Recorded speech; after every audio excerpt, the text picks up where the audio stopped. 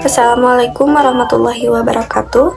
Pada kesempatan kali ini, kami akan membahas mengenai pemodelan aliran data, khususnya tentang diagram konteks dan data flow diagram atau DFD.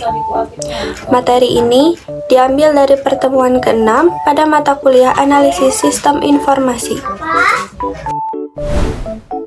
Perkenalkan, nama saya Ajufan dengan NIM 24110016. Perkenalkan, nama saya Suci Vera Marsanda dengan NIM 24110001. Dan saya Arif Andika dengan NIM 24110006. Pemodelan aliran data sangat penting dalam proses analisis sistem.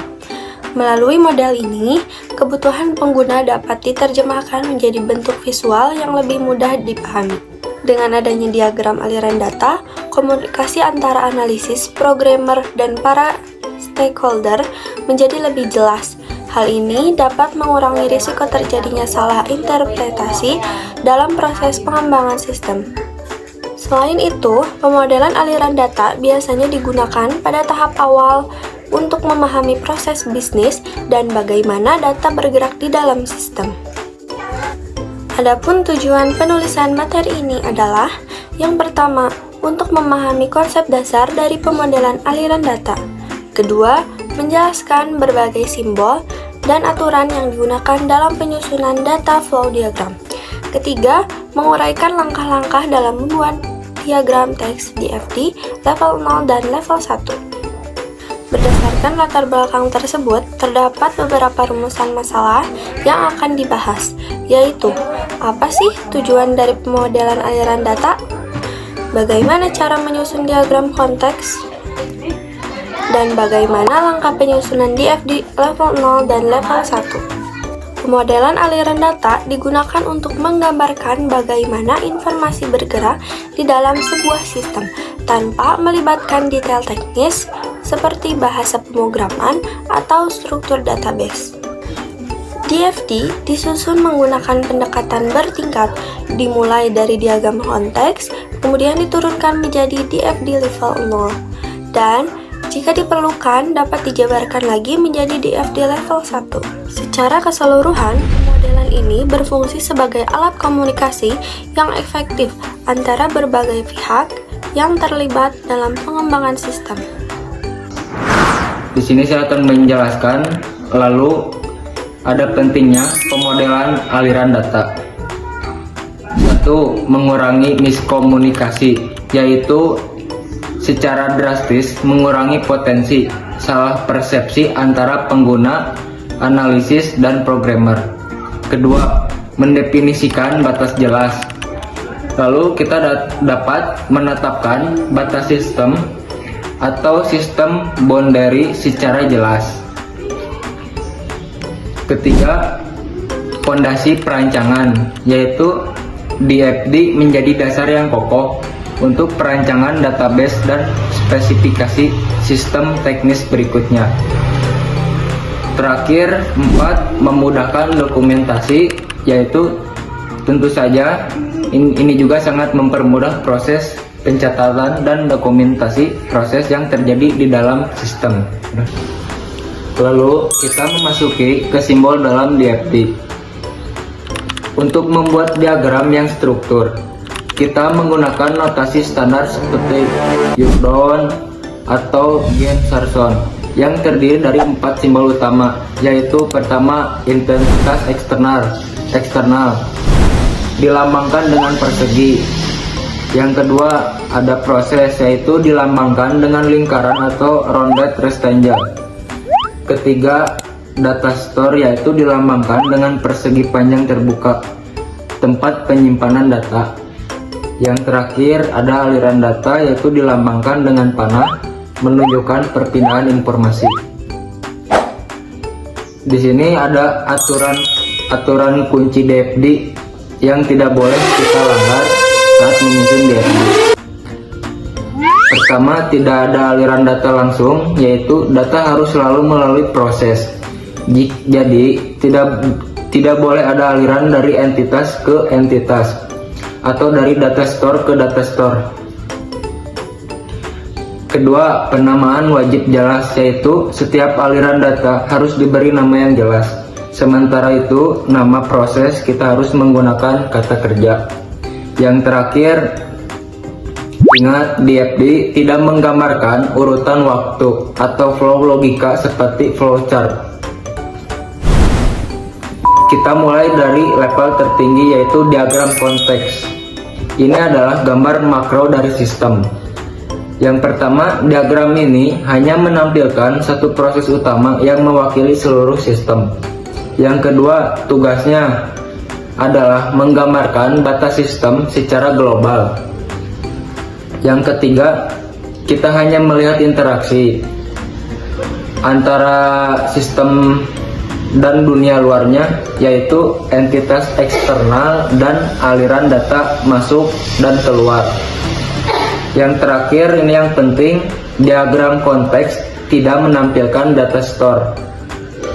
Di sini fokusnya adalah pada hubungan sistem dengan aktor atau entitas luar. Saya mau ngasih contoh, jika sistemnya informasi akademik, entitasnya adalah mahasiswa, dosen, dan admin. Selanjutnya ialah mengenai DFD level 0. Di sini adalah contoh dari gambaran global dari aplikasi. Nah, di sini ada dekomposisi dari diagram konteks, di mana menampilkan beberapa proses besar, misalnya pendaftaran, KRS, jadwal, sama penilaian. Menampilkan data store, data mahasiswa, data nilai, dan lain-lain. Serta menggambarkan aliran data antara proses internal. Jadi ini adalah sebuah gambaran dari sebuah gambaran global dari diagram konteks, di mana si admin tuh harus ngapain aja sih. Admin harus login, terus selain login tuh admin bisa ngapain aja gitu. Di sini bisa kayak input data mahasiswa, terus input data dosen mengajar, serta data ruangan, dan yang terakhir ada data mata kuliah. Nah, si admin tuh bisa nginputin data-data tersebut karena emang bisa mengakses juga. Dan di sini juga ada laporan. Jadi untuk DFD level 0 tuh kurang lebih seperti gambaran dari sebuah aplikasi, cara aplikasi bekerja atau cara pengguna tuh harus ngapain aja. Untuk selanjutnya ada memecah proses level 0 menjadi subproses rinci. Contoh, ambil data mahasiswa, pilih mata kuliah, simpan data KRS, cetak data KRS. Tidak menggambarkan aspek teknis seperti algoritma. Jadi memecah satu proses level 0 menjadi subproses. Jadi satu proses tadi tuh kayak misalkan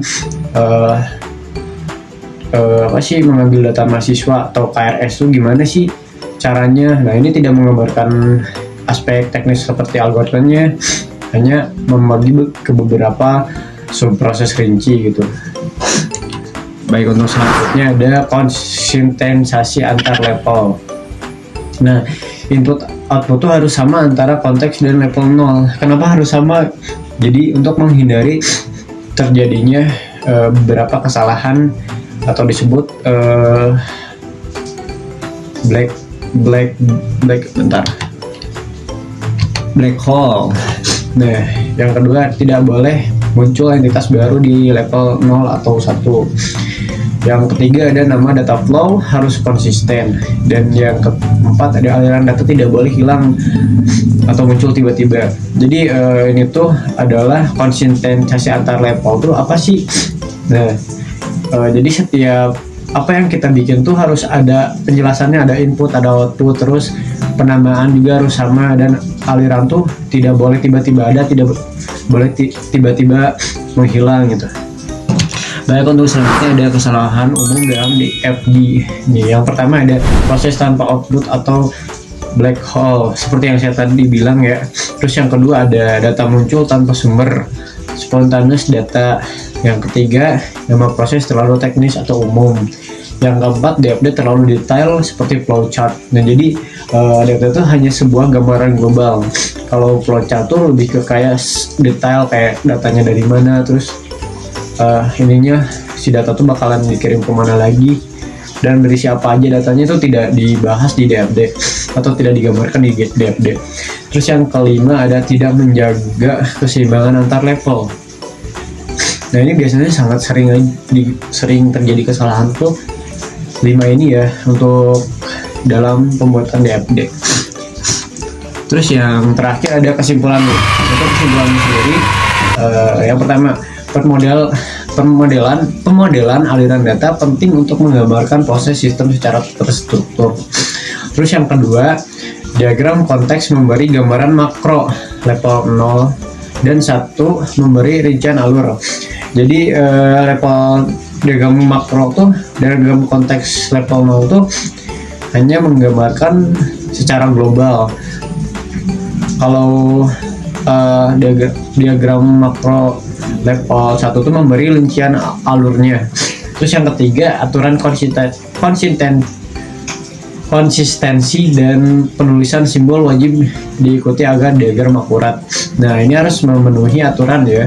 Dan yang keempat, DFD menjadi dasar kuat bagi pengembangan sistem dan komunikasi antar tim. Nah jadi DFD itu menjadi dasar kuat agar tim yang kita miliki itu menjadi terstruktur alur kerjanya gitu. Sekian presentasi dari kelompok kami. Wassalamualaikum warahmatullahi wabarakatuh.